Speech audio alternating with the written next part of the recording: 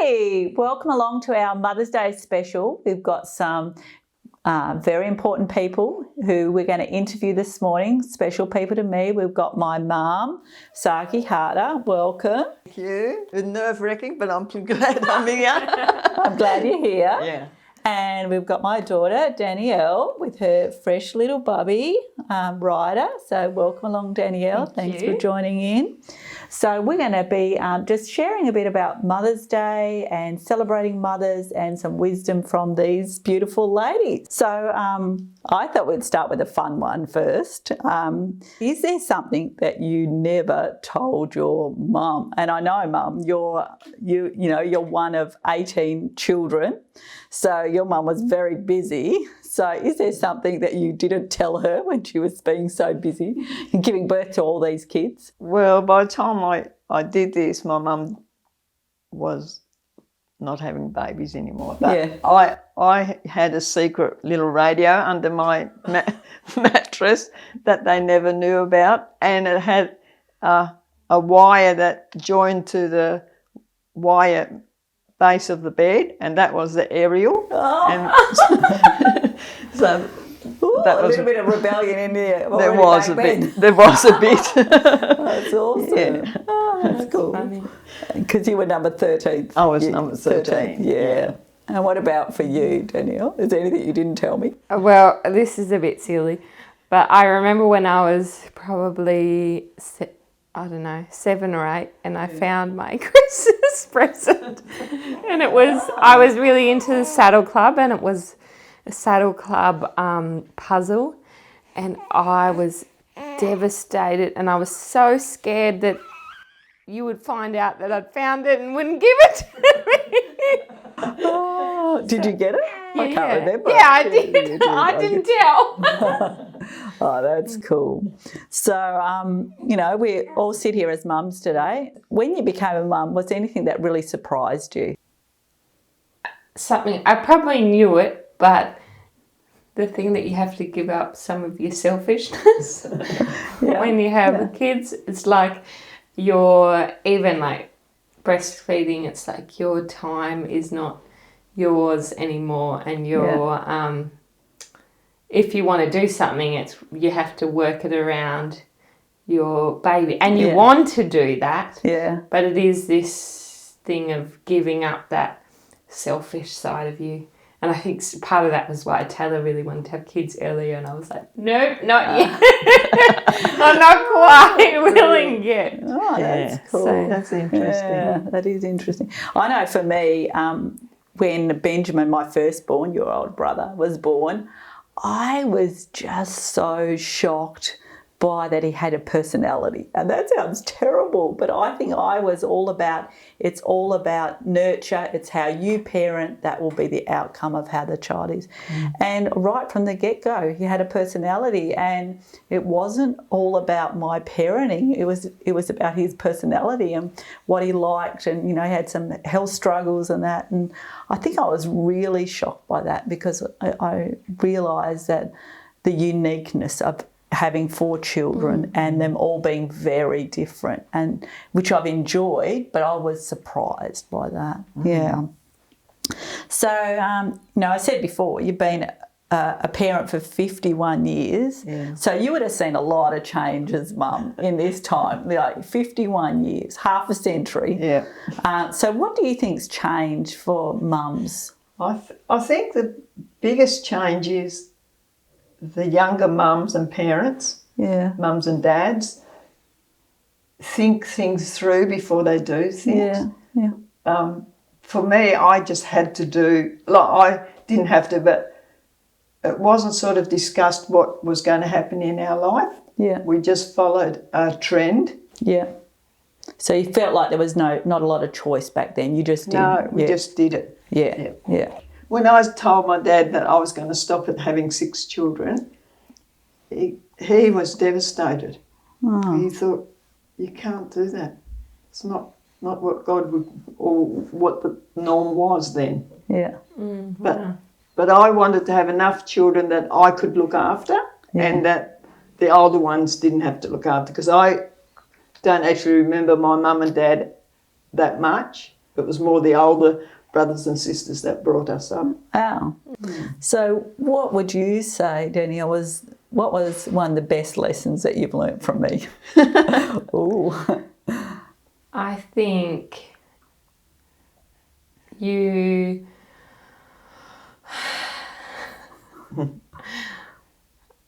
I think you always wanted it to be a conversation with us. So if we were struggling with something, you really tried to make us comfortable, and that we didn't have to be, that I didn't have to be scared to come to you with something. Yeah.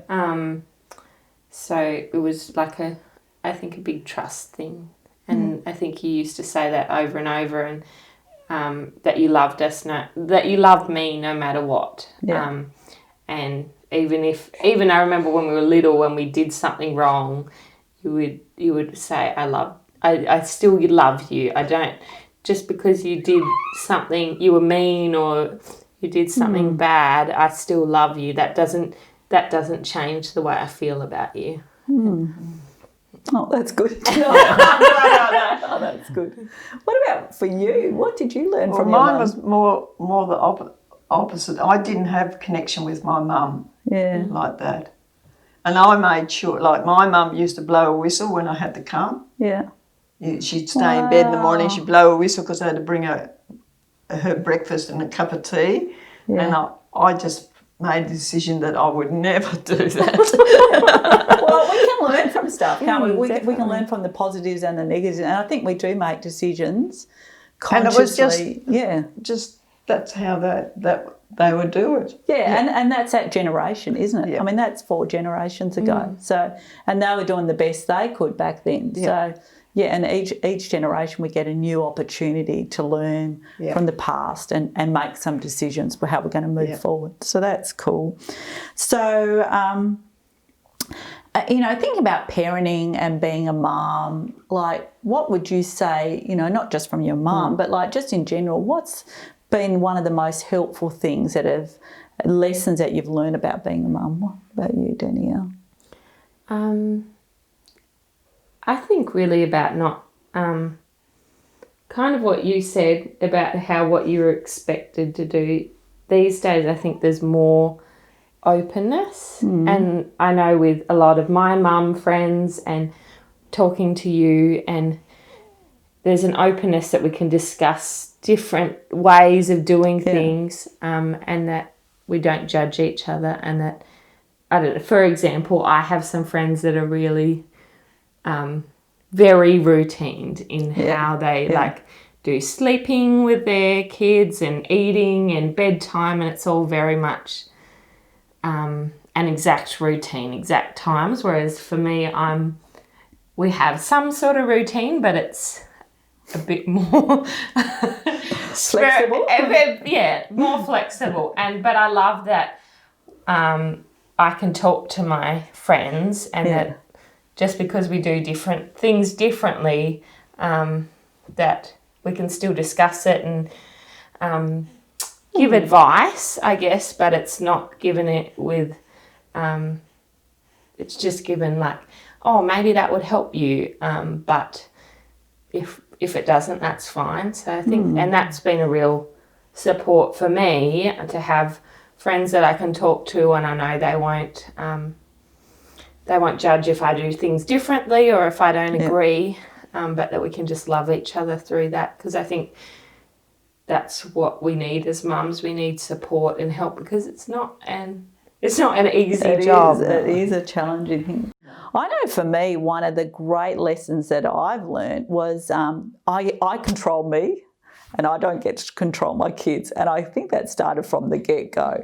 But it was just this ongoing lesson. But I remember learning that specifically from these books that I was reading from Danny Silk, and it was just life transforming, and it actually went beyond my parenting even to actually the way I interacted with people. And so it's a lifelong lesson. We don't actually get to choose to control other people, but we do on a good day get to make some decisions about our own life.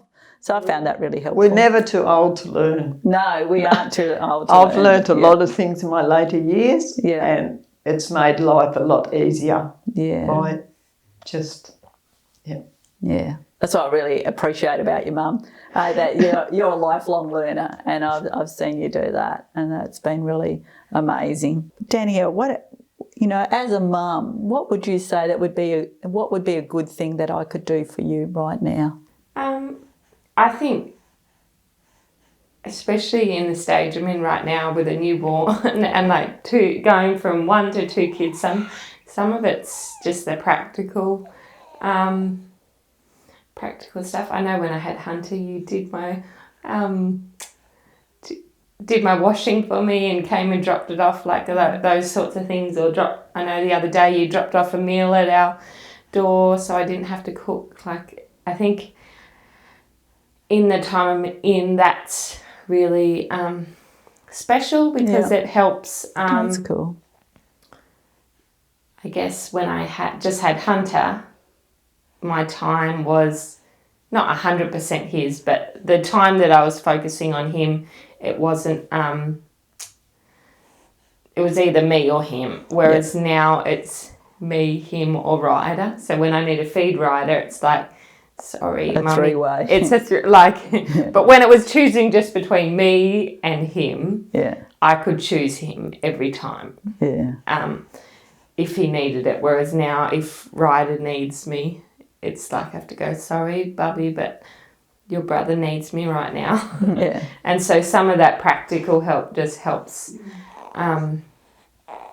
to help me be able to give my boys the love and the support they need. Yeah, that's good. And I know we text and talk a lot on the phone, and sometimes it's nice just to have someone that you can say, oh, this happened. The boys Hunter went to bed on time. Hunter learned to turn the light switch on in his cot last night. That's good. So I think sometimes just to have someone that you can say that to. Yeah, that's good. I know it's not like revolutionary or... So you just need a sounding board in your life, don't it? Yeah, just somebody who's willing to hear. Yeah, I can do that. Yeah. I can do that. What about for you, Mum, as a daughter, in this later stage of life, what do you require? What would make, what else can I do or continue to do? Well, I just appreciate that you listen to me. Yeah. With different things I have going on in my life. Yeah. So that's interesting, isn't it? Like, even for the both generations, like, still, we're required to listen to each other, and how, that's really an ache in our heart. And I think even in this season, it's been difficult when we've been separated from each other, and we can't do that in a natural sense. So, I've really enjoyed what you've shared today. I've got one more question for you. What are you glad that you did so that your kids could know about Jesus? So what decision or choices did you make around that? Well, by the time they were teenagers, we accepted their questions and what they could question us whenever they wanted to. And well, we're used to having shiny black shoes to church, and one day Robert had white shoes on, and I said, no, you go change, and he changed to your black ones, and he said, what's the difference between white leather and black leather? And I said, nothing, wear your white ones. So that was really just a good thing to be able to change with what the kids, if it doesn't make any difference, you can do it. Yeah. So how did you feel in that process? How did that feel? I just felt that it was really, that was really good, because it made me think a lot more about changing. Yeah. Well, we weren't in this routine of how we used to do it. Yeah. So it wasn't wrong to change. Yeah. So you would say, because earlier on in our interview, you talked about how when we were younger that you just did as you were told. So you found like your parenting changed through the years that when was we were probably teenagers? A good start of us changing the way we thought of the old way. Yeah. Oh, that's cool. That is really cool. Yeah. So what about for you, Danielle? I know your kids are really little.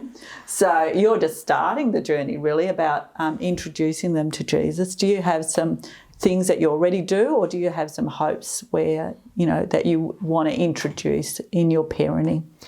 Well, I think for me, one of the things that I appreciated growing up was reading the Bible around the table and doing a devotion and talking about it. And I know often we did Bible discoveries. So that's something we've been slowly starting to implement with Hunter. We bought him a kid's Bible, and so we're trying to...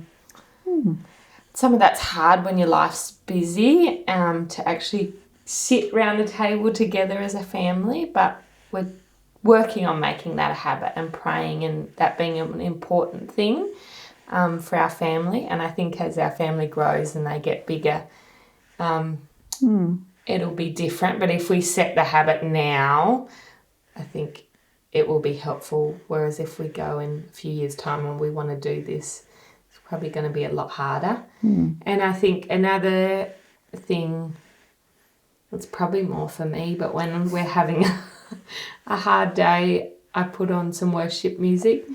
And I'm amazed at how, if I've been feeling cranky and worked up and annoyed at Hunter, that I feel calm, and I can feel in him that he calms down, and he really responds to music and starts dancing and relaxes. So I think that's our special thing, that put some music on and sing and dance. And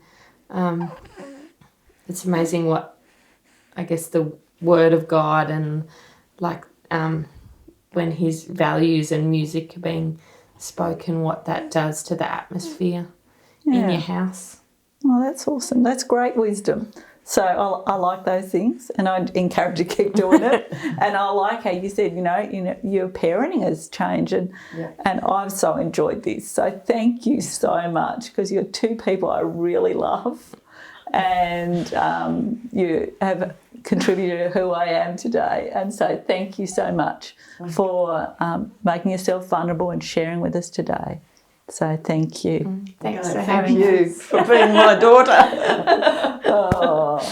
And I just encourage you, as we wrap up now, to go into a time of thinking about what do you appreciate about your mum, or about the mothers in your life, and express it to them, tell them, don't wait. And also remember, you leave a legacy and you contribute to that. You make some choices about that, and today you can make some choices that contribute to the legacy you leave. We love you guys. Thank you for tuning in and joining with us. Have a great day. See you next time.